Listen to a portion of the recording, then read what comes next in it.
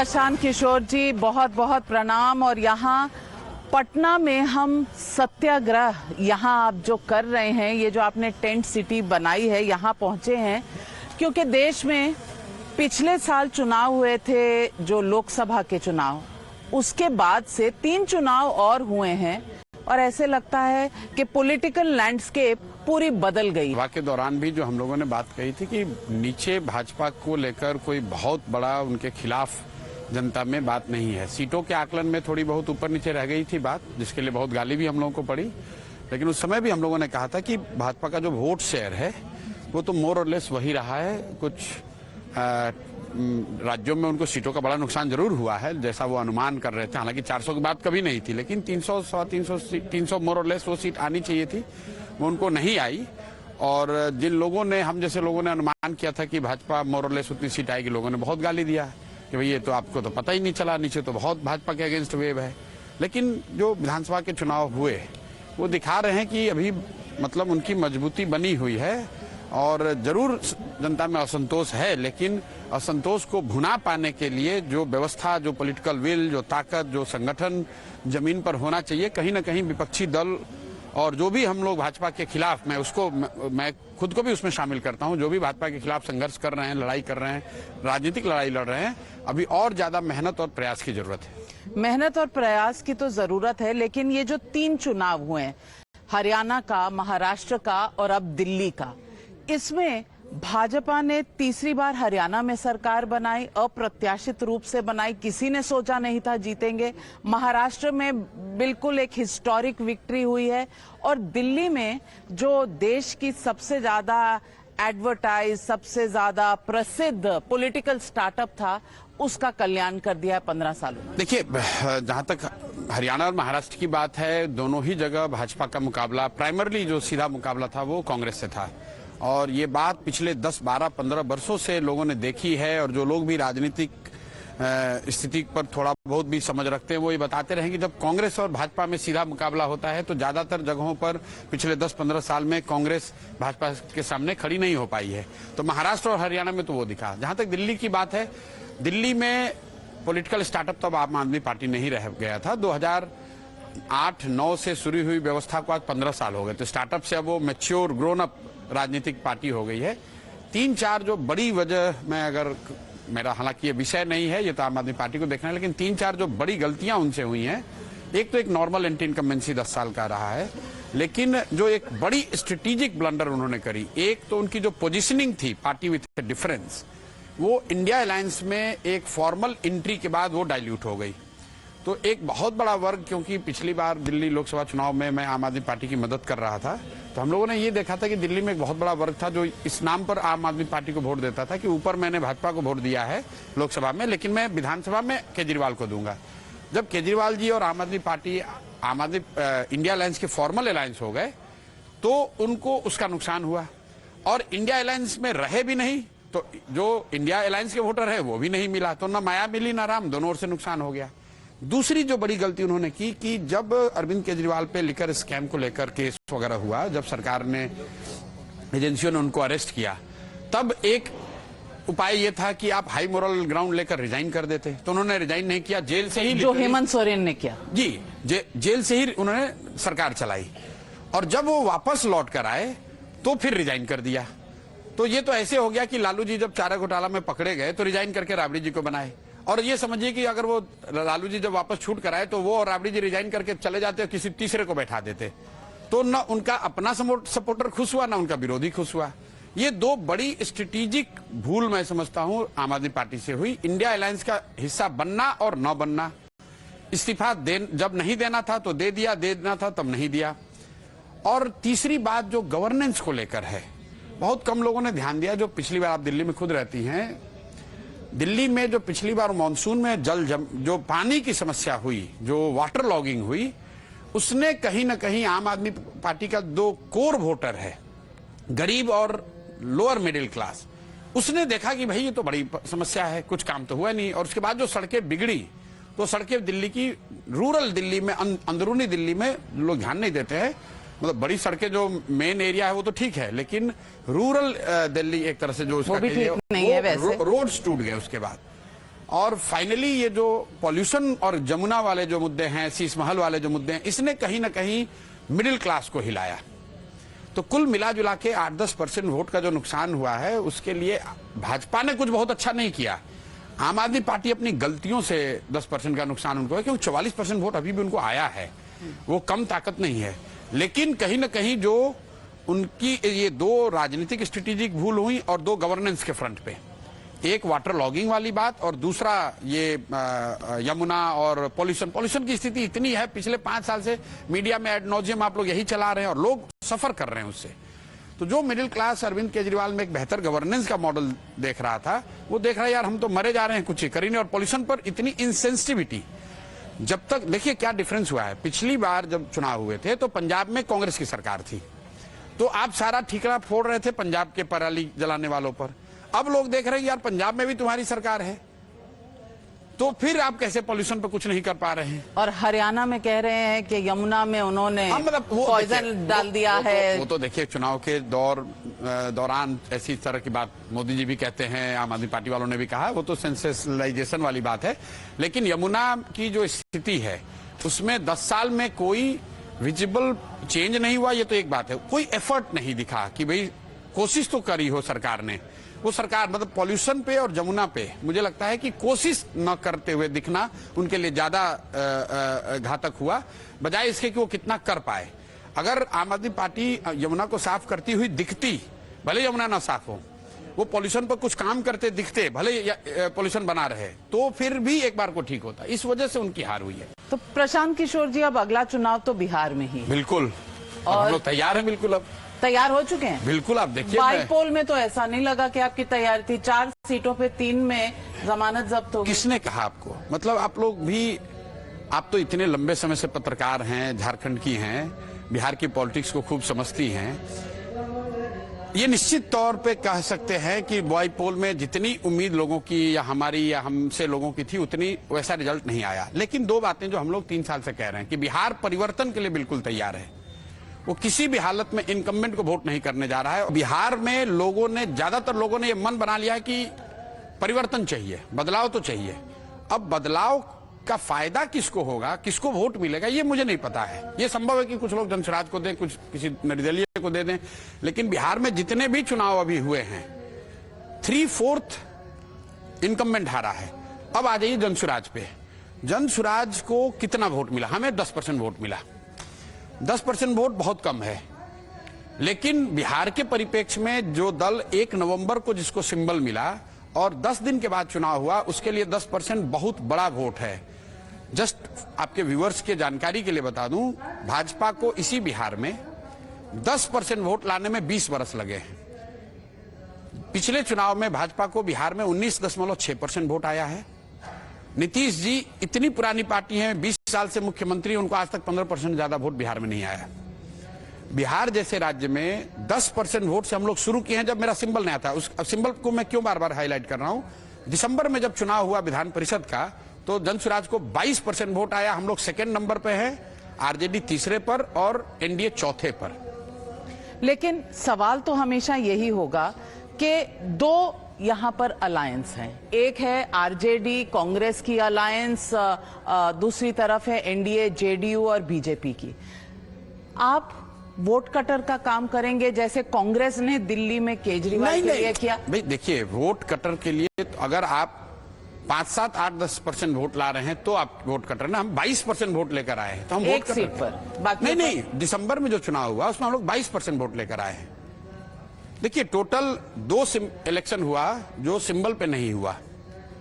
एक चुनाव हम लोग जीते हैं, अफाक अहमद एमएलसी जीते हुए हैं, और दूसरा हम लोग दूसरे नंबर पर थे, 22% वोट लिए हैं। जिस 4 चुनाव की आप बात करें वो सिर्फ सिंबल की लड़ाई है।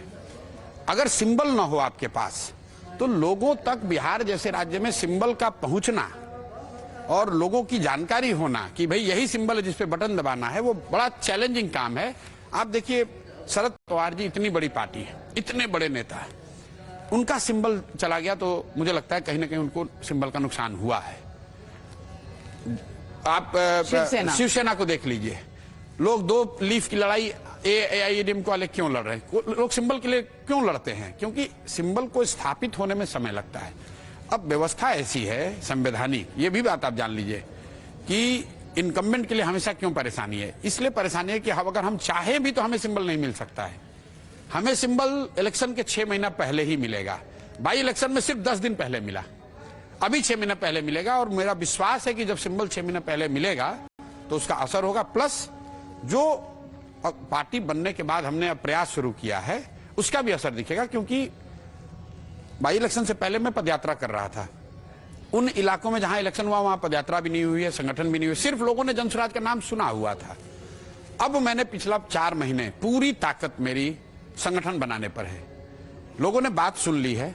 लोग ये कह रहे हैं कि नहीं, प्रशांत किशोर बात तो ठीक कह रहे हैं, बिहार में ऐसा प्रयास होना चाहिए। और एक बड़ा वर्ग है जो ये कह रहा है कि अगर बिहार में परिवर्तन हो सकता है, कुछ सुधर सकता है, तो प्रशांत किशोर जनसुराज कर सकते हैं। यहां तक बात आ गई है। अब वो कर पाएंगे कि नहीं, उसके लिए हमारे पास संगठन होना चाहिए। तो now it's a function of कि जनसुराज और हम पूरी ताकत लगाकर गांव-गांव तक अपना संगठन जितनी जल्दी बना पाए। उसके बाद आप देखेंगे बहुत कांटे की लड़ाई होगी और बिल्कुल त्रिकोणीय लड़ाई होगी। यहाँ लड़ाई अल्टीमेटली एनडीए वर्सेस जनसुराज होगा। NDA versus Jan Suraaj. आप कह रहे हैं तेजस्वी यादव फैक्टर ही नहीं है? नहीं, फैक्टर है, लेकिन लड़ाई त्रिकोणीय में लड़ाई एनडीए वर्सेस जनसुराज होगा। और आप ये लिख लीजिए, मैंने बंगाल में आपको कहा था, आप उस समय भी ऐसे आप भाई कई लोगों ने मजाक उड़ाया था कि भाजपा को आप कह रहे हैं 100 नहीं मिलेगा।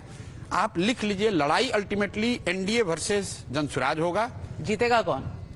जीतेगा जनसुराज।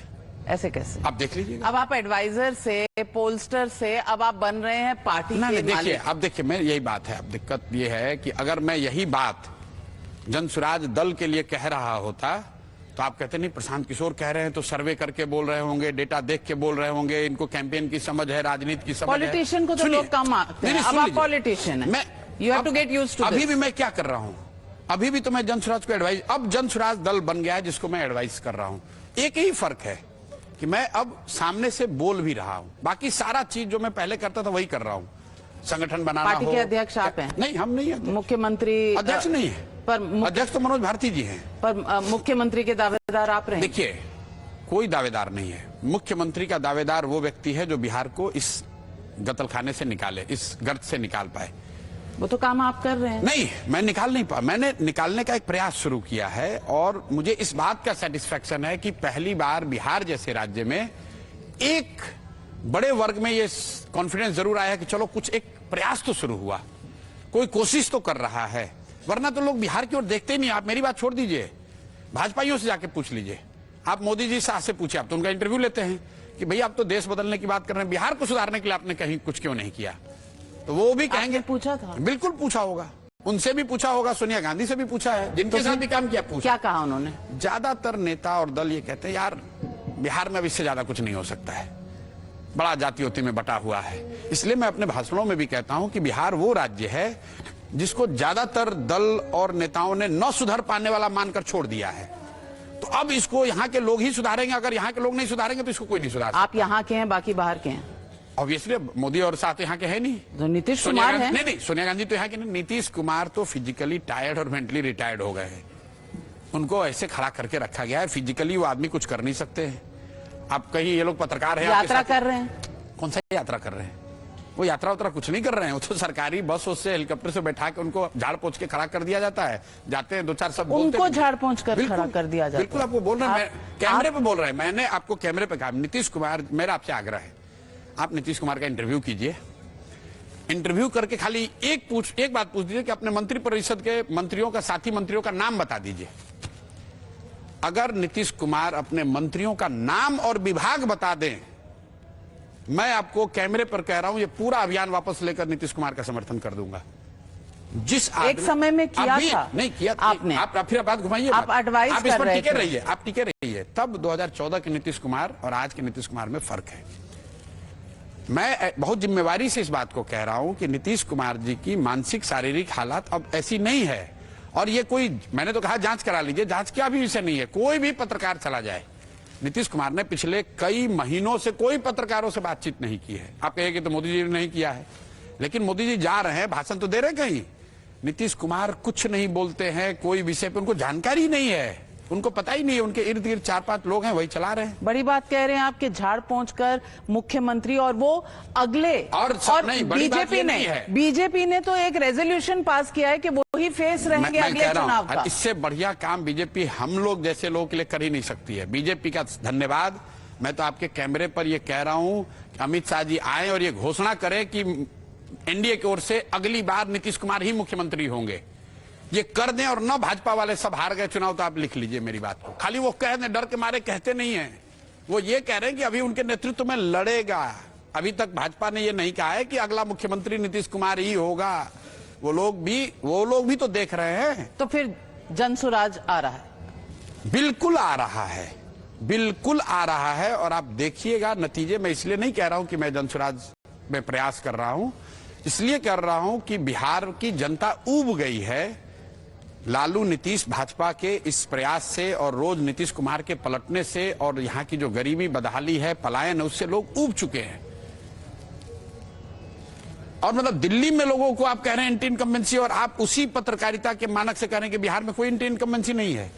35 साल से लोग यहाँ भुगत रहे हैं, पढ़ाई नहीं है, रोजगार नहीं है, और लोग फिर उसी को वोट दे देंगे। लेकिन एंटी इनकम्बेंसी अगर है भी तो अगर आपकी पार्टी, एंटी इनकम्बेंसी एक फैक्टर है, लेकिन एंटी इनकम्बेंसी महाराष्ट्र में भी थी, एंटी इनकम्बेंसी हरियाणा में भी थी।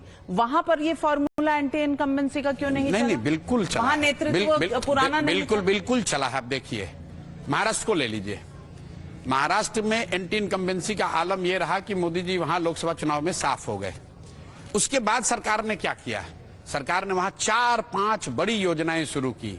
मोदी जी जाकर सोयाबीन के किसानों के प्राइस की बात कर रहे हैं, महिलाओं के लिए पैसे की बात कर रहे हैं, युवाओं के लिए रोजगार की, बेरोजगारी भत्ता की। अगर वो काम नहीं किए होते तो जैसे लोकसभा में साफ होते वैसे विधानसभा में भी साफ हो जाते। ये तो देखिए लोकतंत्र है ना। मैंने आपको क्या कहा, आम आदमी पार्टी को एंटी इनकम्बेंसी इसलिए लगा कि उन्होंने न किया न करते हुए दिखे। अगर केजरीवाल आकर उसमें कुछ करते हुए दिखते, जैसे वाटर लॉगिंग हुआ, उस पर आप मुझे एक भी बयान दिखा दीजिए कि केजरीवाल ने जाकर कुछ भी किया हो। एंटी इनकम्बेंसी को काउंटर करने के लिए जो प्रयास हो रहा है वो उसको आप बिल्कुल वाइप आउट नहीं कर सकते। भाई एंटी इनकम्बेंसी हेमंत सोरेन पे क्यों नहीं लगी? तो नहीं, हेमंत सोरेन पे क्यों नहीं लगी? आपको खाली ऐसा नहीं कि एंटी इनकम्बेंसी भाजपा का आप गिना रहे हैं। भाई हेमंत सोरेन भी वापस जीत कर आए हैं, भाजपा हरा देती उनको। नहीं, पर यह भी तो बात है कि आपने कहा 4-5 स्कीमें शुरू की, तो आपको ऐसा क्यों लगता है कि यहाँ पर नहीं करेंगे? यहाँ कर ही नहीं सकते हैं। क्यों नहीं कर सकते? ना उनका ना समझ है, ना करना होता है। 20 साल से कर दिया। अच्छा, तो महाराष्ट्र में समझ चलती है, हरियाणा में चलती है, छत्तीसगढ़ में चलती है, मध्य प्रदेश में चलती है, बिहार में नहीं चलेगी, क्योंकि यहाँ भाजपा की सरकार नहीं है ना। भाजपा के हाथ में नीतीश कुमार उनसे सुन थोड़ी न रहे। इनकी तो औकात नहीं एक आदमी का ट्रांसफर करा दे। अभी भाजपा जो देखिए बीपीएससी का पेपर लीक हुआ, सुनिए, बीपीएससी का पेपर लीक हुआ, भाजपा के मंत्री आके डिप्टी सीएम कह रहे हैं पेपर लीक हुआ तो है, अच्छा हम लोग जांच करा रहे हैं। चिराग पासवान रोज कह रहे हैं पेपर लीक हुआ है, लेकिन किसी की हिम्मत नहीं कि जाके नीतीश कुमार पर आप तो कह रहे हैं कि नीतीश कुमार है ही नहीं है, उनकी तबीयत ठीक नहीं है, इसीलिए सरकार बिल्कुल बंद है, क्योंकि वो कुछ कर नहीं रहे और इनकी हिम्मत है नहीं जाके कुछ करने की। तो जो आदमी अगर बीमार है, जैसा आप कह रहे हैं, जैसे मैं नहीं कह रहा हूँ, नहीं आप कह रहे हैं झाड़ पहुंच कर खड़ा कर देते हैं। भाई बिहार में तो भैया ऐसा है, अफसरों से चल रही है, तो अफसरों को तो ऑर्डर देके करवा लेते कुछ भी। कौन करा लेंगे? तो अफसर बीजेपी सेंटर की बिल्कुल ठीक बात है। अफसर जो है वो डिप्टी सीएम से और भाजपा के नेताओं से ऑर्डर नहीं ले रहा है ना। नीतीश कुमार ने अपने सलाहकार बना रखे हैं अफसरों को, वही लोग सरकार चलाते हैं। यहाँ का चीफ सेक्रेटरी है, डीजीपी है, जो बड़े अफसर हैं, वो नीतीश कुमार से नहीं, नीतीश कुमार के सलाहकारों के सलाह से चलते हैं। अरे आपके ब्यूरो वाले यहाँ हैं, आपकी इतनी बड़ी टीम, उनसे पूछ लीजिए कि जो मैं कह रहा हूँ सही है कि नहीं है। बिल्कुल सवाल आपने पूछा कि भाजपा वाले क्यों नहीं कर पा रहे, क्योंकि मैंने आपको पहले कहा है कि भाजपा की यहाँ भाजपा यहाँ पुछलग्गू दल है, नीतीश कुमार के पीछे चलता है, लेकिन नीतीश कुमार है ही नहीं, इसलिए उसका तो आप ही का थ्योरी आप खुद ही उसको नहीं, मैं यही कह रहा हूं भाई, आप उनके पीछे चल रहे हैं। अब उस आदमी की ताकत भी नहीं है, इसीलिए वो तो गए ही गए, आपको भी लेके डूब जाएंगे। मैं यही बात आपको कह रहा हूं। बेसिकली नीतीश कुमार जब आप बिहार की जनता को ये कन्विंस कर रहे हैं कि आपका डूबना तय है, मैं आया हूं यहाँ पर लाइफ सेविंग किट लेकर, आप मुझे वोट दें। बिहार की जनता को तो इन लोगों ने डुबा दिया है। मैं ये कह रहा हूं कि अगर डूबे हुए से निकलना है तो जो आदमी का खुद स्थिति ये है वो तुम्हें क्या निकालेगा।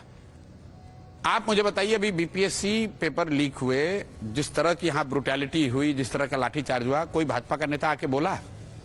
यहाँ आप गए थे ना बोलने, वैनिटी वैन में फंस के रह गए। अरे कौन बोला भाई, 12 दिन अनशन पर बैठे रहे। लेकिन फिर भी वो सारा कोच एक वैनिटी वैन में हाईजैक हो गया। आपको लगता है वहां दिल्ली में बैठ? मैं बिहार, अब अभी आपने कहा अपने ब्यूरो से पूछो, तो मैंने ये ब्यूरो से बात की है। अगर ब्यूरो के आपके आदमी खड़े अगर ये कह दे कि किसी भी छात्र के पास जाइए कि बीपीएससी आंदोलन में प्रशांत किशोर और वैनिटी वैन की बात हो रही है कि प्रशांत किशोर के आमरण और अनशन की बात हो रही है, आप जाके किसी से पूछ लीजिए, अपने ब्यूरो से पूछ लीजिए, आप जाके सर्वे करा लो। आप लोग जो बात कह रहे हैं ना भाई, आप इसकी बात छोड़ दीजिए। छपरा में जहरीली शराब पीने से 100 लोगों से ज्यादा की मृत्यु हुई, क्या मोदी जी ने उस पर कुछ बोला? अमित शाह का कोई बयान आया? गुजरात में अगर 100 आदमी की मृत्यु हो जाए, पूरे देश में कोहराम मच जाएगा। ये बिहार और बिहारियों की दुर्गति है, ये हम लोग की स्थिति है। अभी भगदड़ मची दिल्ली में, 18 में से आधे मरने वाले बिहार के लोग हैं। क्यों हैं? क्योंकि बिहार के लोग ही हर जगह धक्का खा रहे हैं बेचारे। यहाँ पे हम लोग के पास नहीं उपाय, हमारे पास पढ़ाई रोजगार यहाँ नहीं है, तो हम लोग दिल्ली के स्टेशनों पर, बॉम्बे के स्टेशनों पर गठरी बांध कर घूम रहे हैं। तो अगर कोई दब रहा है, भीड़ में पिस रहा है, तो बिहार का लड़का पिस रहा है। आपने कह दिया कि मुआवजा जो मिला, नीतीश जी ने अनाउंस किया, आपने कहा कि बिहारी की वैल्यू सिर्फ 2 लाख रुपए की है। इस आदमी को कोई बयान नहीं दिया, इस आदमी ने कुछ किया नहीं और कहता है 2 लाख रुपए दे दो। मतलब बिहार के किसी युवा की, किसी के परिवार के उजड़ जाने की कीमत 2 लाख रुपए है। इस आदमी ने न रेल मंत्री से बात करी, न किसी वहां के किसी को भेजा, कोई बयान दिखाइए नीतीश कुमार का कि भाई 9 आदमी, अभी आपने ठीक बात उठाया, 9 आदमी अभी भगदड़ में मर गए, आप नीतीश कुमार का एक बयान दिखाइए। अरे भाई वो आदमी कुछ कर ही नहीं सकता है। नीतीश कुमार जो पहले थे वो गए, अब वो उनकी स्थिति नहीं है। अब भाजपा क्या इसलिए आप अलग हुए उनसे? नहीं, मैं अलग हुआ तो दूसरे, मैं तो सीए एनआरसी की वजह से अलग हुआ। ये आदमी मतलब मुसलमानों को धोखा देने के लिए और भाजपाइयों को, दोनों को धोखा एट द सेम टाइम दे रहा है। भाजपा के साथ हैं, सीए एनआरसी के पक्ष में जाके वोट दिया पार्लियामेंट में, और यहाँ आके हमको कह रहे हैं कि आप यहाँ कह दीजिए कि बिहार में लागू नहीं होगा ताकि मुसलमान नाराज ना हो।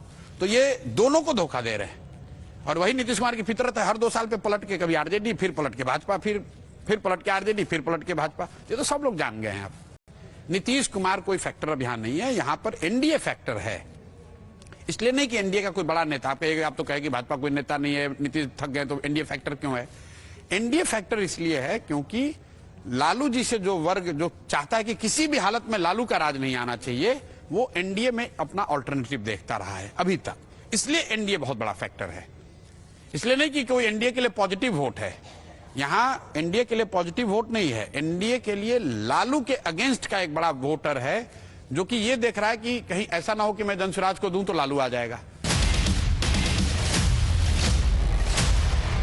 प्रशांत किशोर जी, देश में कहीं भी चुनाव होते हैं तो एक शगुफा आ जाता है, इलेक्शन कमीशन खराब है, ईवीएम खराब है। तेजस्वी जी ने कह दिया कि इलेक्शन कमीशन जो है वो कैंसर है।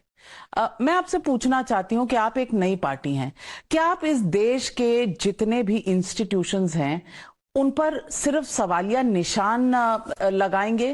क्या ये आज बिगड़े हैं? क्या इनमें खामियां पहले भी थी? ये आज इतना उजागर होता है, पहले क्यों नहीं होता था? देखिए, इलेक्शन कमीशन को लेके आपने मुझे पहले भी इंटरव्यू में सवाल पूछा है। मैं उन लोगों में नहीं हूं जो कह रहा है कि बिल्कुल ही ये इन संस्थाओं की कोई विश्वसनीयता नहीं है या ईवीएम मैनिपुलेटेड है। लेकिन बंगाल चुनाव के समय भी मैंने कहा था कि इलेक्शन कमीशन प्रो इनकम्बेंट है, और ये ऐसा नहीं कि पहली बार है, पहले भी जो लोग सरकार में रहे हैं उनको उनका फायदा मिलता ही है। लेकिन अभी ये थोड़ा ज्यादा ही दिखता है कि भाई सामने से, जैसे मैं आपको उपचुनाव की आपने बात करी ना, उस समय इलेक्शन कमीशन ने अभी एक बिहार के नजरिए से एक निर्णय निकाला कि छठ पर्व को देखते हुए यूपी में चुनाव बढ़ा दिए गए, उपचुनाव के। भाई छठ होता है बिहार में, आप हम लोग का चुनाव करा रहे हो छठ के 5 दिन के बाद, और यूपी में आप कह रहे हो कि छठ फेस्टिवल को देखते हुए 10 दिन और बढ़ा दिया जाए। क्यों? क्योंकि उस समय लोकसभा के चुनाव के बाद यूपी में झटका लगा था और उनको ज्यादा दिन प्रचार के लिए चाहिए थे वहां। ऐसी बातें होती हैं तो निश्चित तौर पर ऐसा लोगों को लगता है कि ये प्रो इनकम्बेंट हैं, और इसमें कहीं कोई दो मत नहीं है। दूसरी बात ईवीएम को लेकर है, मुझे लग रहा है कि वो एक बहस बेमानी है। अगर तो ईवीएम ठीक नहीं है तो विपक्षी दलों को, सबको, हम लोगों को कह देना चाहिए कि भाई जब तक नहीं हटाओगे तब तक चुनाव लड़ेंगे ही नहीं। ये नहीं कह सकते हैं कि जब जीत गए तो कह दिए ठीक है और जब हार गए तो कह रहे ईवीएम खराब है। यार एक पोजीशन कोई ले लो। कैंसर है कि नहीं? नहीं, वो तो शब्द का प्रयोग है, तेजस्वी यादव का अपना तरीका है, मैं उस पर नहीं जाऊंगा। लेकिन इन संस्थाओं की विश्वसनीयता पर निश्चित तौर पर जनमानस में एक प्रश्न चिन्ह जरूर है। इन संस्थाओं की विश्वसनीयता के, इनके कार्यशैली को लेकर ये तो सब जानते हैं कि भाई चुनाव का जो शेड्यूल है वो वैसे ही बनता है जैसे भाजपा चाहेगी। हम लोगों ने बंगाल में पहले कांग्रेस के हिसाब से पहले भी होता होगा, मैं पहले के जानता नहीं हूं, लेकिन इतना तो मैं कह ही सकता हूं कि अभी जो बन रहा है वो तो जो सरकार चाहेगी वैसे ही शेड्यूल बनेगा। वो अपने प्रचार में आप बताइए बंगाल में सुनिए, let me be the devil's advocate. एक मिनट। एक और प्राइम मिनिस्टर कह रहे हैं 1 नेशन 1 पोल, दूसरी ओर आप बंगाल में चुनाव करा रहे हो तो 7 फेज में करा रहे हो, ये चिंता की बात नहीं है। एक एक जिले को 7 भाग में करा रहे हो, क्यों? क्योंकि आपको उस तरह से कंट्रोल करना है। तो जब इस तरह का एक्शन इलेक्शन कमीशन लेता है तो निश्चित तौर पर जनमानस को ये लगता है कि भाई ये प्रो इनकम्बेंट है, मोदी जी कुछ बोल दे उस पर कार्रवाई नहीं होगी, सामने वाला कोई ऑपोजिशन वाले ने बोल दिया उस पर आप कार्रवाई कर दोगे। लेकिन हैविंग सेड सो, ये एडवांटेज हमेशा से इनकम्बेंट को रहा है। अभी जैसे मान लीजिए चीफ इलेक्शन कमीशन की नियुक्ति हुई है, अब सुप्रीम कोर्ट ने डिसीजन दिया कि सुप्रीम कोर्ट के चीफ जस्टिस उसके मेंबर होने चाहिए, अगले दिन सरकार ने कानून बना दिया। तो अगर चीफ इलेक्शन कमीशन को चुनने वाले में एक मोदी जी हैं और एक अमित शाह है, तो तीसरा व्यक्ति नविका कुमार हो चाहे राहुल गांधी हो, क्या फर्क पड़ेगा? तो वही तय होगा। राहुल गांधी और मेरा नाम एक साथ मत लीजिए, मैं बॉयकॉट ही दूं। नहीं, मैं ये कह रहा हूं कि जो 3 में जब आप अमित शाह और मोदी जी एक साथ है तो 2-1 में तो हमेशा वही होगा जो उनके मर्जी का है। तो कहीं ना कहीं इन बातों को, अगर चीफ जस्टिस वहां होते तो चीफ इलेक्शन कमीशन की विश्वसनीयता थोड़ी बढ़ती। ऐसा अब वो तो अब उन्होंने तो काम मैं एक और सवाल पूछती हूँ, सुनिए, हमारे देश में तो चीफ जस्टिस की निष्पक्षता पर भी सवाल उठाए गए हैं। उठेगा, इसीलिए तो उठेगा। तो फिर उनके होने या ना होने से क्या फर्क पड़ेगा? देखिए मैं आपको बता रहा हूं, अभी तो चीफ इलेक्शन कमीशन बने हैं, कमिश्नर बने हैं, अभी तो उन्होंने काम नहीं शुरू किया।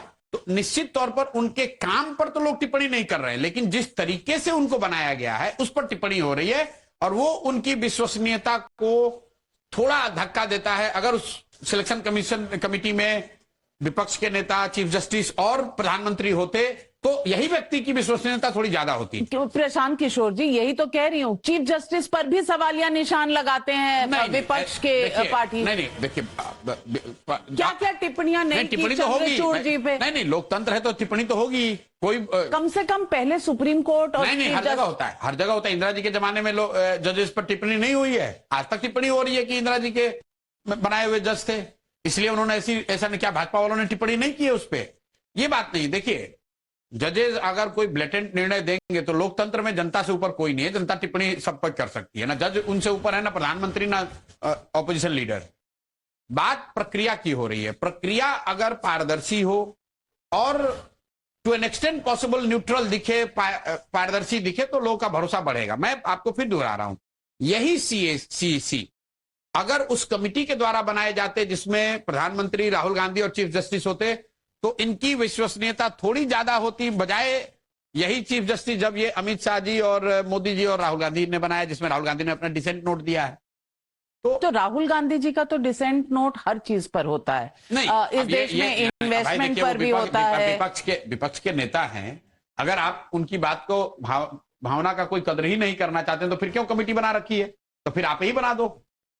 लेकिन अगर आप किसी को रखेंगे तो वो उसके मत को आपको जगजाहिर तो करना पड़ेगा कि राहुल जी सहमत है कि नहीं। अगर नहीं सहमत हैं तो डिसेंट नोट बनाए, रोक तो नहीं पाए। रोक नहीं पाए इसलिए क्योंकि आपने कमेटी ऐसी बना रखी है कि उसमें बहुमत ही आप ही की। लेकिन आप कांग्रेस को भी ज्वाइन कर सकते थे, आपने नहीं किया जी। आपको लगा था कि कांग्रेस बीजेपी की ऑल्टरनेटिव हो सकती है, आपने ज्वाइन नहीं किया, उसके कई कारण थे। आपको लगता है आज की डेट की जो कांग्रेस है वो बीजेपी की ऑल्टरनेटिव हो सकती है या वो रीजनल पार्टीज के साथ कंपीट करके कहीं ना कहीं उनका भी नुकसान कर? देखिए आज की तारीख में जो राजनीतिक परिस्थिति है उसमें निश्चित तौर पर भाजपा रूलिंग दल है और ऑपोजिशन दल कांग्रेस है। बाकी चाहे जितने भी दल हम हैं, जितना भी हम लोग प्रयास कर रहे हैं आज की तारीख में और अगले साल, 2 साल, 3 साल, तो निश्चित तौर पर कांग्रेस को ही भाजपा से सीधा मुकाबला करना है। दूसरे दल तो अपने अपने मुद्दों को, अपने विचारधारा को, अपने प्रयासों को आगे बढ़ा सकते हैं, लेकिन आज की तारीख में तो रूलिंग पार्टी भाजपा है, विपक्ष कांग्रेस, और इस सत्य को सबको स्वीकारना पड़ेगा। जब चुनाव हुए तो अभी तो formally leader of opposition Rahul Gandhi ही हैं, तो कोई भी जो दूसरा नेता है वो तो किसी दल का नेता हो सकता है, राज्य का नेता हो सकता है, रीजन का नेता हो सकता है, उसकी बड़ी ताकत हो सकती है, शायद उसमें भविष्य के लिए संभावना भी बड़ी हो सकती है। लेकिन आज के तारीख में विपक्ष की भूमिका और विपक्ष का नेतृत्व तो कांग्रेस और राहुल गांधी के पास ही है। नेतृत्व उनके पास है, लेकिन इंडिया अलायंस पिछले साल ही बना और पिछले साल के बाद इस साल दिल्ली में चुनाव हुआ, बिखर गया। जो बातें राहुल गांधी और कांग्रेस ने केजरीवाल के बारे में कही हैं, आगे चलकर दूसरे राज्यों में दूसरों के बारे में कहेंगे, क्योंकि ममता बनर्जी ने भी तय कर दिया कि उनके साथ नहीं लड़ेंगी। आप मेरा व्यू इस पर पहले से जानती हैं, कई इंटरव्यू में मैं कहता हूं, इस तरह का कोई भी अलायंस बहुत सशक्त विपक्षी ऑप्शन नहीं बन सकता। ये तो चुनाव से पहले तुरंत में करा हुआ एक प्रयास था। कांग्रेस को अगर सशक्त विपक्ष बनना है तो कहीं ना कहीं उनको जमीन पर अपनी ताकत बढ़ानी होगी, वो राजनीतिक प्रयास करना होगा, वो नेतृत्व लेने के लिए नीचे जमीन पर खड़ा होना पड़ेगा। सिर्फ गठबंधनों को ऊपर नीचे बना लेने से, चुनाव लड़ने की कोई व्यवस्था बना लेने से आप सशक्त विपक्ष नहीं बन सकते हैं, और उसके लिए लंबे संघर्ष के लिए उनको तैयार होना पड़ेगा। वरना 2014 में भी आप यही देख रहे थे कि किसको जोड़ें किसको रखें, 2024 में भी यही कर रहे हैं और 2029 में भी आप यही करते पाए जाएंगे। अभी कांग्रेस के पास समय है, कांग्रेस को लगना चाहिए, और उन जिन राज्यों में भी कम से कम 300 साढ़े 300 सीटों में कांग्रेस अगर प्रयास करे तो सामने से बीजेपी के सामने सशक्त चुनौती पेश कर सकती है। आपने कहा बिहार का जितना भी पॉलिटिक्स है और वो जाति पर आधारित होता है। मैंने नहीं कहा, ये आप कह रहे। अभी तक इसी तरह चल रहा है। नहीं, बिहार में क्यों, तो यूपी में भी जाती है, आंध्र प्रदेश में भी जाती है, कर्नाटक में भी जाती है। तो ये तो देखिए, मीडिया का एक बायस आप लोगों ने बना दिया है दिल्ली में बैठ के कि बिहार में तो सब जाति पर ही होता है। वो का लिंगायत क्या कर्नाटक में महत्वपूर्ण नहीं है? क्या रेड्डी कम्मा आंध्रा में महत्वपूर्ण नहीं है? क्या पटेल और क्षत्रिय गुजरात में नहीं है? खाम क्या बिहार में बनाया गया था? भाई, जाति हर जगह महत्वपूर्ण है। सिर्फ बिहार को आप ये कह रहे हैं जैसे बिहार में तो सब कुछ जाति पर ही होता है। बिहार क्यों पिछड़ा है? यहाँ तो सब जाति पर ही होता है। अरे भाई, कर्नाटक में भी तो जाती है, फिर भी तो कर्नाटक में विकास हो रहा है। गुजरात में भी तो जाती है, वहां पर भी तो विकास हो रहा है। खाम मतलब क्षत्रिय, हरिजन, आदिवासी, मुस्लिम का समीकरण बिहार में नहीं बना था, गुजरात में बना है।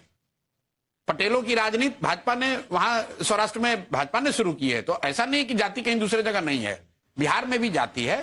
देखिए, जाति इस पूरे देश में ज्यादातर हिस्सों में जाति समाज की एक बड़ी सच्चाई है, और जो भी विषय समाज की सच्चाई होगी वो राजनीति में भी उसकी बड़ी भूमिका होगी। तो जाति जनगणना होनी चाहिए, जाति जनगणना होनी चाहिए। जाति जनगणना होने में कोई दिक्कत नहीं है, लेकिन जनगणना हो जाने मात्र से देश सुधर जाएगा ऐसी बात नहीं। जैसे बिहार में जाति जनगणना हुई है, जाति जनगणना में क्या निकला?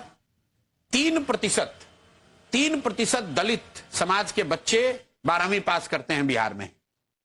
तो जो लोग सामाजिक न्याय की बात कर रहे हैं, पिछले 30 साल से बिहार में राज कर रहे हैं, उनको ये जवाब देना चाहिए। 7% अति पिछड़ा समाज के बच्चे, 7% से कम बच्चे 12वीं पास कर रहे हैं। 8% से कम मुस्लिम बच्चे 12वीं पास कर रहे हैं। तो जो लोग मुसलमानों का यहां वोट ले रहे हैं, जो अति पिछड़ों की राजनीति कर रहे हैं, सामाजिक न्याय की बात कर रहे हैं, जातिगत जनगणना से उनको बताना चाहिए कि भाई तुम्ही ने जातिगत जनगणना कराई है, तो बताओ ये क्यों नहीं सुधरा? 35 साल से तो तुम ही वोट ले रहे हो। तो जातिगत जनगणना होना चाहिए, होने में कोई दिक्कत नहीं है, लेकिन जनगणना हो जाने मात्र से अगर स्थिति सुधरती तो दलितों की, आज अनुसूचित जाति जनजाति की जनगणना तो 1950 से हो रही है, तो फिर वो देश में सबसे पिछड़े क्यों हैं? जनगणना होने से आपको जानकारी मिल सकती है, लेकिन उस जानकारी पर एक्ट करना पड़ेगा। लाइब्रेरी में जाने से आप न्यूटन और आइंस्टीन नहीं बन सकते, वो किताब पढ़नी पड़ेगी। अभी महाकुंभ चल रहा है, वहां पर जिस तरह हमने श्रद्धालुओं की डुबकी लेने की प्रक्रिया को देखा है, वहां लोग जा रहे हैं, वहां तो कोई जाति मायने नहीं रख रही, हर आदमी जाना चाह रहा है। लगभग 55 करोड़ 57 करोड़ लोग अब तक जा चुके हैं, लेकिन ममता बनर्जी कहती हैं कि ये मृत्यु कुंभ है, लालू यादव कहते हैं ये कुंभ फालतू कुंभ है। ये कहीं वोट बैंक खिसकने की दो बात का अंदेशा तो नहीं? पहले बात तो कि ये जो आंकड़ा सरकार जारी कर रही है 55 करोड़, ये कंप्लीटली अनबिलीवेबल नंबर है। 55 करोड़ का मतलब है आधा इंडिया। क्या हम लोग कह रहे हैं आधा इंडिया चला गया कुंभ में? या लॉजिक भी लोगों ने ऐसे डिफाई कर दिया है। इस सरकार को हर चीज को बड़ा करके बताने का जो एक नशा है, बहुत लोग बहुत बड़ी संख्या में कुंभ में जा रहे हैं, इसमें कहीं कोई दो मत नहीं है। लेकिन 55 करोड़ का मतलब आप समझ रहे हैं नाविका जी, आधा इंडिया हो गया। क्या आधा, ये संभव है कि आधा इंडिया इलाहाबाद में चला जाए? और अगर 55 करोड़ लोग जाएंगे वो व्यवस्था कभी हो सकती है? भाई पूरे बिहार में 13 करोड़ लोग रहते हैं, आप कह रहे हैं 55 करोड़ खाली इलाहाबाद में चले गए? पूरे यूपी में प्रयागराज, नहीं वही प्रयागराज, चलिए गलती हो गई कि भाई पहले तो इलाहाबाद ही था। आप ये समझिए कि पूरे यूपी की आबादी है 20 करोड़ 22 करोड़, सिर्फ प्रयागराज में 55 करोड़ लोग आ गए। यार प्रशासन ने ऐसे इसको हर चीज को इन्होंने इवेंट बना देना है। भाई कुंभ आज से नहीं, सदियों से होता आया है। जब भी कुंभ होता है ये हिंदुओं के आस्था का बड़ा पर्व है। लोग जाते हैं, बड़ी संख्या में जाते हैं, करोड़ों की संख्या में जाते हैं। अब वो 5 करोड़ गए या 10 करोड़ गए मुझे पता नहीं, और मुझे इतना मैं जरूर कह सकता हूं 55 करोड़ तो नंबर नहीं हो सकता है। ये फिजिकली और लिटरली संभव ही नहीं है। मतलब अगर आप पूरे क्षेत्रफल को देखिएगा और हर आदमी के खड़े होने की जगह से उसको डिवाइड कर दीजिएगा तो, और इनटू नंबर ऑफ डेज, तो 55 करोड़ हो ही नहीं सकता है। तो ये तो आंकड़ा गलत है। दूसरा, वहां जो हादसे हुए उसको लेकर जरूर सवाल या निशान उठाए जाएंगे।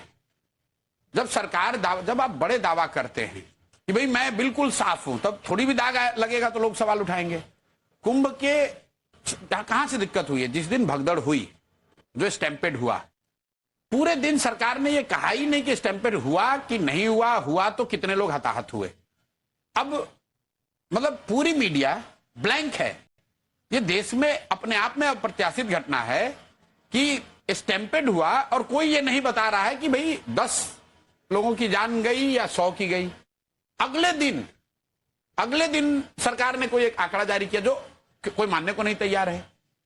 आप अगर ये बता दें कि भाई, और वहां के खुद शंकराचार्य कह रहे हैं, कोई ममता बनर्जी कह रही है, ऐसी बात नहीं, शंकराचार्य वहां पे कह रहे हैं कि गलत हुआ या आंकड़ों की जानकारी नहीं है। मीडिया वाले भी बता रहे हैं, कुछ लोग अगले दिन आप लोग भी दिखा रहे थे, उस दिन मतलब दिखाए थे कि लोग हताहत हुए हैं। लोग हताहत, नंबर तो जो सरकार बताएगी वही आपको बताना है। क्यों नहीं? क्योंकि आप थोड़ी जाकर गिन सकते हैं। मीडिया एक जगह पे, देखिए मीडिया जाके गिन नहीं सकती है, लेकिन अगर ये कहीं ऑपोजिशन रूल स्टेट होता तो लोग दिखाते भाई इतना मिसमैनेज हो गया, आपने हिंदुओं के सेंटिमेंट का ध्यान नहीं दिया। चूंकि अब ये प्रो हिंदूवादी गवर्नमेंट है, अपने आप को क्लेम करती है, तो हिंदू के पर्व में वहां पर कोई हताहत हुआ ये हिम्मत तो कोई करेगा नहीं दिखाने की। बात जो है सच्चाई वो सब समझ रहा है। अब उसको लेकर नेताओं ने जरूर बयान दिए हैं और देंगे ही देंगे कि भाई ये जारी तो करो। ये तो लोग कोर्ट में गए हैं, लोकसभा में अखिलेश जी ने ये बात उठाई है कि भाई ये बताओ तो कि कितने लोग हताहत हुए। ये क्यों नहीं, लोकतंत्र में लोग क्यों नहीं पूछेंगे? इसलिए कि योगी जी ने कह दिया कि 55 करोड़ आए और सब लेकिन अच्छा उसको है। मृत्यु कुंभ बुलाना नहीं है। वो शब्द प्रयोग पर आपका ऑब्जेक्शन हो सकता है, लेकिन ये शब्द प्रयोग कोइंसिडेंस है। नहीं आप हर बार इसी तरह का रामनवमी हो, दुर्गा पूजा हो, वो जाकर आप ममता जी से पूछिए। लेकिन मैं कह रहा हूं कि ये उठा कहां से है। अगर वहां पर स्टैंपेड नहीं होता तो कैसे कोई इसके लिए इस तरह के शब्द का प्रयोग कर सकता था? स्टैंपेड हुआ, अगर सरकार ने मान लिया होता भी इतना बड़ा आयोजन है, वहां हो सकती है गलती, दुर्घटनाएं हो सकती है, कोई ऐसी बात नहीं है। लेकिन आप ऐसा बता रहे हैं कि हमारे राज्य में तो ऐसा हो ही नहीं सकता है। उसको जब आप छुपाने की, ढकने की गलत बयानी उस पर करते हैं तो निश्चित तौर पर कोई उसका काउंटर भी करेगा।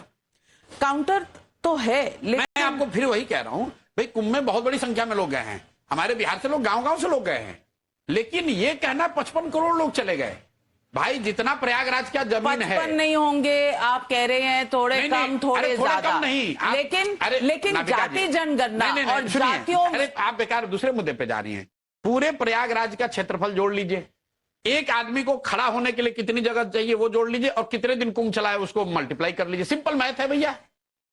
55 करोड़ लोग उतने बड़े क्षेत्र में 30 दिन में, 35 दिन में, 45 दिन में आ ही नहीं सकते। तो वहां खड़े थोड़ी रहते हैं, आते हैं और चले जाते हैं। अरे भाई आएंगे जाएंगे, 5 करोड़ आएंगे, 10 करोड़ आएंगे, 55 करोड़ लोग, मतलब आधा इंडिया।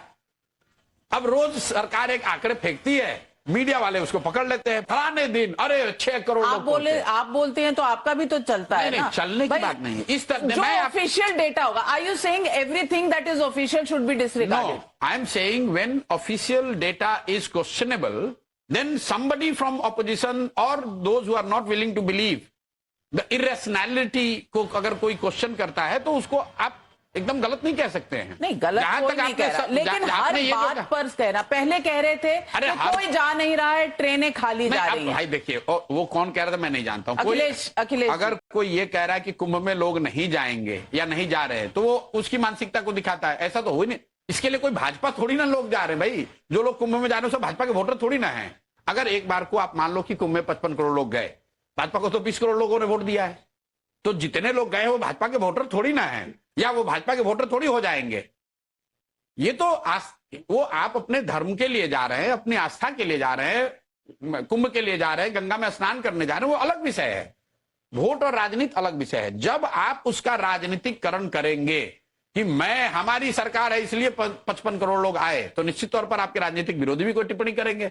आगे की राजनीति आप कैसे देखते हैं? आपने 2029 तक की बात कर दी, पहले तो बिहार बता दीजिए, और बिहार पे रैपिड फायर पूछूंगी।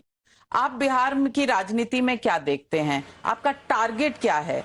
खुद की सरकार, बीजेपी से पुराना बदला चुकाना है आपको, कैसे भी नीतीश को रोक देना है, कैसे भी आरजेडी को रोक देना है, पोस्ट पोल अलायंस करना है? जन स्वराज अकेले 243 सीट पर चुनाव लड़ेगा 2025 में भी और 2029 में भी। ना प्री पोल अलायंस ना पोस्ट पोल अलायंस। और यहाँ कायम रहेंगे, बिल्कुल कायम। No post poll alliance. मैं आपको कह रहा हूं, और आपको मालूम है मैंने कैमरे पे बात की, उससे पीछे कभी हटता नहीं हूं। गलती होती है तो आके स्वीकार भी करता हूं। मैं आपको बता रहा हूं, यहां पर जन स्वराज की ही सरकार बनेगी, इसमें कहीं कोई इफ बट किंतु परंतु है नहीं। लेकिन पूछना आपसे ये भी चाहती हूं कि आपकी पार्टी क्या राहुल गांधी से हाथ मिलाएगी? नहीं, राहुल गांधी तो यहां कोई फैक्टर नहीं है। कांग्रेस जो है, आपने कहा कि आपका परफॉर्मेंस उतना अच्छा नहीं रहा, हमें 10% वोट आया, कांग्रेस को 4-5% वोट आता है। तो आपके मतलब का नहीं है? कांग्रेस तो कोई फैक्टर नहीं है ना बिहार में। आप उससे ज्यादा ऑलरेडी हैं।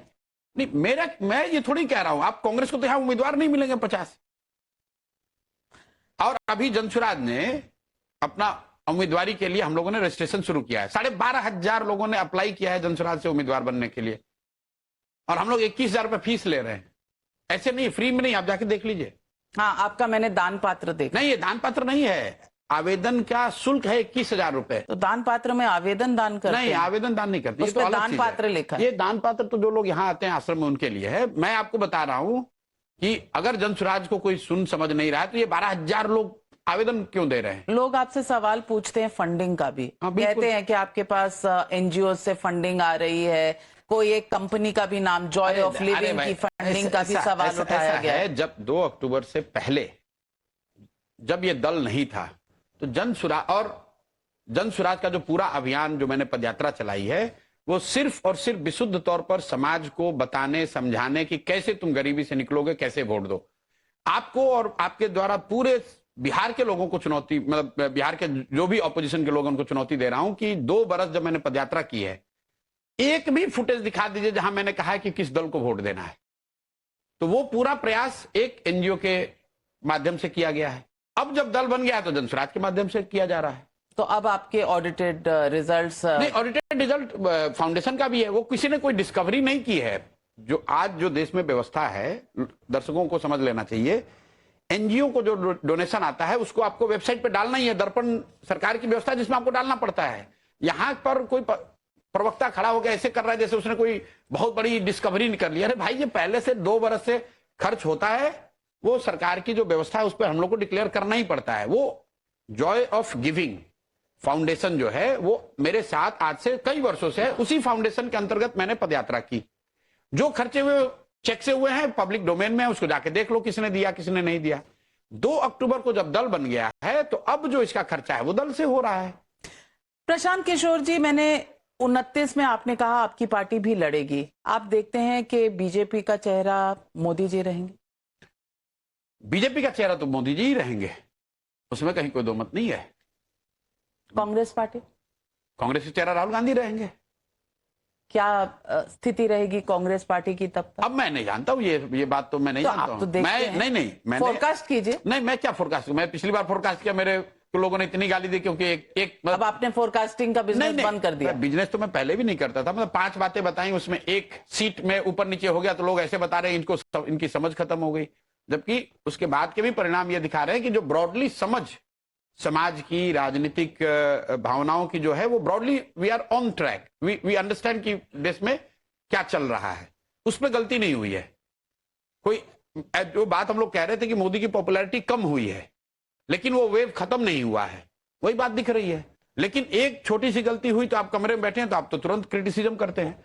फोरकास्ट और हमारी ताकत भी नहीं और मैं करना भी नहीं चाहता हूं। मैं बिहार के नजरिए से मैं 29 में मुझे नहीं मालूम है 29 में क्या होगा। मैं इतना जरूर जानता हूं कि राहुल गांधी कांग्रेस के नेता बने रहेंगे, कांग्रेस का चेहरा राहुल गांधी ही होंगे, और मोदी जी भी प्रधानमंत्री हैं तो उनको भी कोई चुनौती नहीं है, वो भाजपा का चेहरा वो 29 तक तो बने ही हुए हैं। शरद पवार को कितना धक्का लगा है? अब मुझे अब ये बिल्कुल बहुत बड़ा झटका है, बहुत बड़ा झटका है। जब आप जिस लेवल पे वो लोग आ गए हैं और आप इतने लंबे समय से दल चला रहे हैं और आप इतनी बड़ी आपकी हार होगी तो बहुत बड़ा राजनीतिक धक्का है। उद्धव ठाकरे बहुत बड़ा राजनीतिक झटका है भाई। जब वापस आएंगे एनडीए की तरफ, उन्होंने गलती की, अब मुझे नहीं मालूम है कि कहाँ आएंगे, गलती क्यों की, वो तो उनसे जाकर पूछे। मैं कोई उद्धव ठाकरे का मान नहीं, पर आप कभी उनको भी मिले थे? नहीं मिले क्या, उनको मदद भी की थी। हाँ। तब उस समय चीफ मिनिस्टर भी बने थे। हाँ, तो लेकिन वो चीफ मिनिस्टर तब बने थे जब वो भाजपा को, मैंने उनको भाजपा से अलग किया था, तब चीफ मिनिस्टर बने थे। वो भाजपा के साथ जाकर चीफ मिनिस्टर नहीं बन सकते। वो जब मैंने उद्धव जी की मदद की थी तब भाजपा से अलग हटके कांग्रेस और एनसीपी के साथ वो मुख्यमंत्री बने थे। अगर आपको उनको एडवाइस देना हो, क्योंकि आदित्य ठाकरे कभी दिल्ली होते हैं, कभी मुंबई होते हैं, समझ नहीं आ रही कि एनडीए की तरफ जाना चाहते हैं। देखिए मेरा उनसे कोई संपर्क नहीं है, वो लोग हमसे ज्यादा अनुभवी लोग हैं, बड़ा उनका राजनीतिक लेगेसी है, वो लोग खुद जानते हैं कि उनके लिए बेहतर क्या है। लेकिन मैं इतना जानता हूं कि भाजपा के साथ जाकर वो कुछ बड़ा हासिल कर लेंगे ऐसा मुझे नहीं लगता है। लेकिन कई बार आदमी सर्वाइवल के लिए भी डिसीजन ले लेता है। लेकिन ममता बनर्जी, क्योंकि बिहार के बाद बंगाल का नंबर आएगा, ममता जी स्ट्रांग बनी हुई है, बिल्कुल उसमें कहीं कोई दिक्कत नहीं है। तो जब चुनाव होगा तो वहां देखा जाएगा। अभी तो मैं कुछ उस पर कहने की स्थिति में नहीं हूं। बंगाल के बारे में मुझे कोई विशेष जानकारी वैसी नहीं है जैसे पहले थी। केजरीवाल जी, और हालांकि मैं मानती हूं कि पॉलिटिक्स में कभी किसी को राइट ऑफ नहीं करना चाहिए, लेकिन केजरीवाल जी का रिवाइवल आप देखते हैं? बहुत डिफिकल्ट है। बहुत डिफिकल्ट इसलिए है क्योंकि केजरीवाल जी ने बहुत आशाएं उनसे लोगों को, जो उनके समर्थक रहे हैं, वो बड़ी थी। जो जब आपसे एक्सपेक्टेशन बड़ी होती है तो डाउनफॉल भी आपको बड़ा होता है। जैसे आप मान लीजिए, मेरी बात देख लीजिए, अगर कोई दूसरा दल बिहार में 10% वोट लाता तो आप लोग उसको बड़ा फैक्टर बताते, रोज उसकी चर्चा होती कि भाई जनसुराज का क्या होगा, ये किसके साथ जाएंगे। लेकिन चूंकि हम लोगों ने खुद के लिए गोल इतना बड़ा सेट कर दिया है कि हमें 243 लड़ना है, हमें व्यवस्था बदलनी है, हमें खुद के दम पे लड़ना है, तो 10% छोटा दिख रहा है।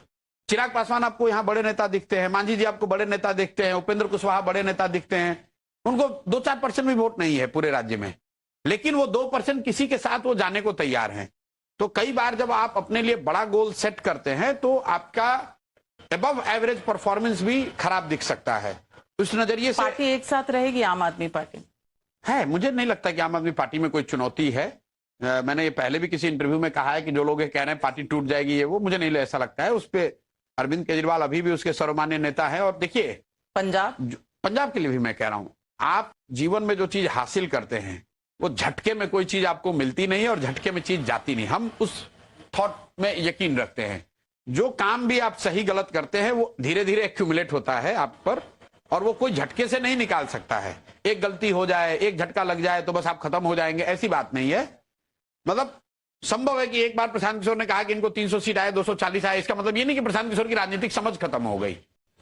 तो इसलिए तुरंत किसी को राइट ऑफ करना और किसी को बहुत बड़ा बना पाना, वो जीवन का वो है एक प्रशांत किशोर कभी मुख्यमंत्री बनेंगे बिहार के? कि प्रशांत किशोर पांडे अगड़े जाति से हैं, इसलिए नहीं? अगड़ा पिछड़ा, मैं फिर वही बात कहूंगा, बिहार में मोदी जी को तो वोट पड़ा है। आप लोग कह रहे हैं कि बिहार में हर आदमी ने जाति पर वोट दिया है, तो मोदी जी को किसने वोट दिया है ये बताइए। अगर बिहार का हर व्यक्ति सिर्फ जाति पर ही वोट दे रहा है तो बिहार में मोदी जी को वोट दिया किसने? मोदी जी का जाति का बिहार में एक आदमी नहीं है। यानी कि प्रशांत किशोर मुख्यमंत्री बन सकते हैं? नहीं, मैं कोई भी चुनाव लड़ेंगे? नहीं, मैं चुनाव अगर जनता चाहेगी लड़ेंगे। एक चीज मैंने कहा, नीतीश जी अगर चुनाव लड़ेंगे तो लड़ेंगे जरूर। आप लड़ोगे? अगर नीतीश जी लड़ेंगे, क्योंकि ये आदमी कभी लड़ता नहीं है चुनाव, अगर ये लड़े तो निश्चित तौर पर जहां से भी लड़ेंगे इनके खिलाफ लड़ेंगे। तेजस्वी के खिलाफ नहीं, तेजस्वी के खिलाफ तेजस्वी से हमारा क्या झगड़ा है? नीतीश से मेरा झगड़ा है, राजनीतिक झगड़ा है। क्योंकि जब आपकी शारीरिक मानसिक क्षमता नहीं है उस कुर्सी पर बैठने की, तो आपको डिग्निफाइड तरीके से उसको छोड़ देना चाहिए। जिस किसी को देना दे दो, अपने दल में दे दो, भाजपा को दे दो, अपना दे दो, तीसरे को दे दो। जब आप वो जो काम कर रहे हैं वो करने के लिए सक्षम नहीं है, क्यों कर रहे हो? क्यों कर रहे हो? तुम्हारे वहां बैठे रहने से 10 करोड़ लोगों की जिंदगी, 12 करोड़ लोगों की जिंदगी पर असर पड़ता है। बड़ा टारगेट आपने सेट किया है। चुनाव में अभी कुछ महीने हैं, लंबी दौड़ है, लंबी यात्रा है। प्रशांत किशोर जी मुझसे बात करने के लिए, और फिर दो महीने में फिर टेम्परेचर चेक करने के लिए हम दोबारा मिलेंगे कि बिहार 2 महीने में तो नहीं, मैं आपसे कहूंगा आप जून जुलाई में आइए, आपको टेम्परेचर बदला हुआ भी दिखेगा, और बिहार में आपको जनसुराज का जो प्रभाव है, जो हम लोग की ताकत है, वो भी दिखेगी। बिल्कुल ताकत आजमाने आएंगे आज। बहुत बहुत थैंक यू धन्यवाद। Very much. Thank you.